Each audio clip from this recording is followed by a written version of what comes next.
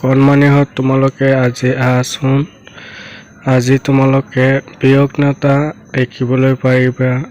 8ৰ ভাগ লৈ 9ৰ ভাগ পৰা তোমালোকক কৈ দি আছো, তোমালোকে ভালদৰে শুনিবা। 8ৰ পৰা 8 গেলে 0, 9ৰ পৰা 8 গেলে 1,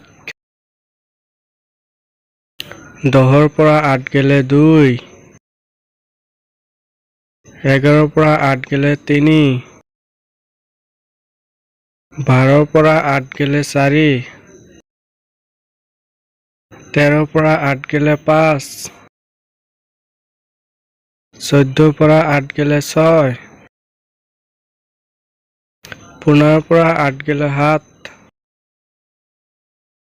16ৰ পৰা 8 গেলে 8, 17ৰ পৰা 8 গেলে 9।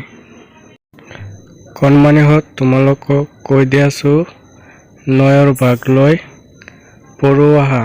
তেনেহলে আহাচোন, তোমালোকক শিকাই দিওঁ। 9ৰ পৰা 9 গেলে 0, 10ৰ পৰা 9 গেলে 1, 11ৰ পৰা 9 গেলে 2, 12ৰ পৰা 9 গেলে 3, 13ৰ পৰা 9 গেলে 4, 14ৰ পৰা 9 গেলে 5, 15ৰ পৰা 9 গেলে 6,